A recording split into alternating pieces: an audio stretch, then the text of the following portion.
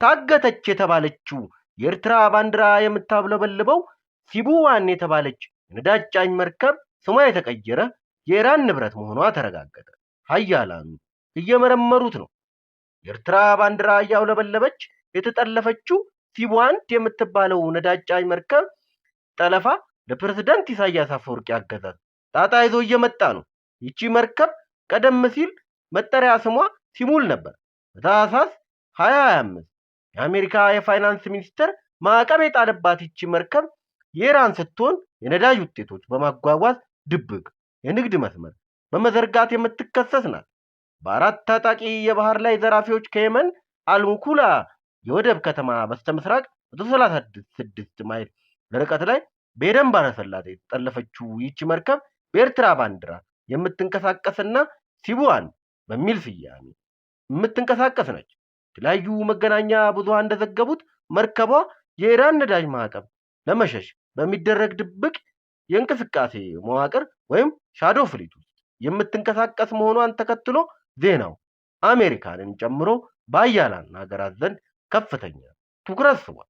የኤርትራ ሰንደቅ ዓላማ ከፊት እያሳየች በየመን ጠረፍ አቅራቢያ በባህር ወንበዴዎች ታግታ ወደ ሶማሊያ ጠረፍ የተሰደደችው ይቺ መርከብ የኤርትራ አገዛዝ በቀይ ባህር ቀጠና ላይ የሚከተለውን ህገወጥና አደገኛ አካሄድ በአደባባይ ያጋለጠ እንደሆነም እየተገለጸ ነው።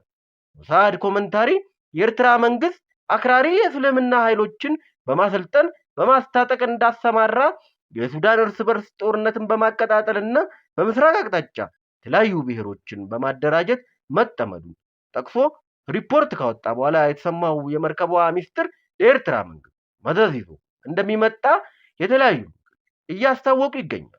ፕሬዝዳንት ዶናልድ ትራምፕ የኢራን ህዝብ በግሽበትና በኑሮ ውድነት ከፍተኛ አጣብቂኝ ውስጥ መግባቱን ጠቅሰው ኢራን በኢኮኖሚ ይበልጥ ለማሽመድመድ ሌላ የከረረ ማዕቀብ ወይም እቅድ ለመጣል መዘጋጀታቸው ይፋ ባደረጉ ማግስት ኤርትራ ለኢራን በስውር የነዳጅ ንግድ እንደምታሳልጥ ይፋ መሆኑ ሌላው ለዜናው መጦስ ምክንያት ሆኗል። በመርከቧ ላይ 20 ሰራተኞች ሲኖሩ ከነዚህም መካከል 16 ህንዳውያን እንዲሁም የሶሪያ እና ሱዳን፣ ኢራቅ ዜጎች ይገኙበታል ተብሏል። መርከቧ ንብረትነቷ ኢራን ሆኖ የአሜሪካንና የምዕራባውያን አጋሮች በኢራን ላይ በጣሉት ኢኮኖሚ ማዕቀብ ለማምለጥ ከሚጠቀሙባቸው ድብቅ መርከቦች አንዷ እንደሆነችም ተገልጿል። ነዳጅ መርከቧ ከተለመደው የባህር ላይ የደህንነትና ኢንሹራንስ ሽፋን ውጪ በመንቀሳቀስ ለዘራፊዎች ቀላል ኢላማ እንድትሆን አድርጓል። ይህ ክስተት በኤደን ባህረ ሰላጤና በቀይ ባህር አካባቢ የተባባሰ የመጣው አለመረጋጋት የሶማሊያ ባህር ላይ ዘራፊዎች ዳግም እንዲያንሰራሩ ምቹ ሁኔታ መፍጠሩን እንደሚያሳይ ዘገባዎች አመልክተዋል። መርከቧ የተለመደውን መደበኛ የደህንነትና ኢንሹራንስ ሽፋን የማትጠቀመው ምስጢራዊነቷን ለመጠበቅ ይሁን ለሌላ የተገለጸ ነገር የለም።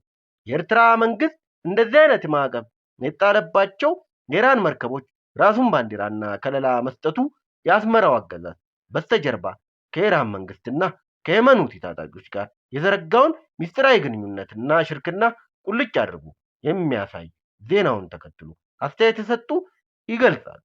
መርከቧ በየመን ሁቲ አማጽያን በቁጥጥር ስር ወደሚገኘው የራስ ኢሳ የነዳጅ ተርሚናል ተደጋጋሚ ጉዞዎችን ታደርግ እንደነበር የባህር ላይ ደህንነት መረጃዎች ማመልከታቸው ቀደም ሲል የተሰጠውን አስተያየት የሚያጠናክር ሆኖ ተገኝቷል። የደህንነት ባለሙያዎች እንደሚያስረዱት ምንም እንኳን መርከቧ ከኢራን ከሁቲዎች ጋር ጥብቅ ግንኙነት ቢኖራትም መርከቧ ያጋጠማት ሶማሊያ ባህር ዘራፊዎች ጥቃት የካሳ ገንዘብ ለመጠየቅ የተፈጸመ በመሆኑ አጋጣሚው የታቀደ የፖለቲካ ወይም የሁቲዎች የተቀናጀ ኦፕሬሽን አለመሆኑን ዜናው ይበልጥ ታማኝ አድርጎታል። ጉዳዩ የሚመለከታቸው አካላት አገራትም የኤርትራ መንግስት ላይ አይናቸውን እንዲጥሉ አድርጓል።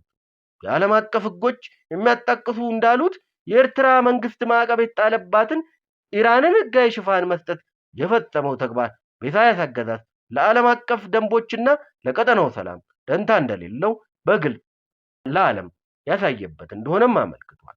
የኤርትራ መንግስትም ሆነ የኤርትራ ባህር ኃይል እገታውን ተከትሎ መግለጫ ወይም ማብራሪያ አለመስጠታቸው አገዛዙ ጠያቂነትን ለማምለጥና ጉዳዩን በዝምታ ለማለፍ የሚያደርገው ጥረትን ያሳያል እየተባለ ይህ ሁኔታ የቀይ ባህር ደህንነት ስጋት ምን ያህል አስጊ መሆኑን የሚያሳይ ሲሆን የኢትዮጵያ ወደ ቀይ ባህር መመለስ ለዓለም አቀፉ የባህር ንግድ መስመርና ለቀጠናው ዘላቂ ሰላም አስተማማኝ የደህንነት ዋስትና መሆኑን በተግባር የሚያረጋግጥ እንደሆነም ተመልክቷል።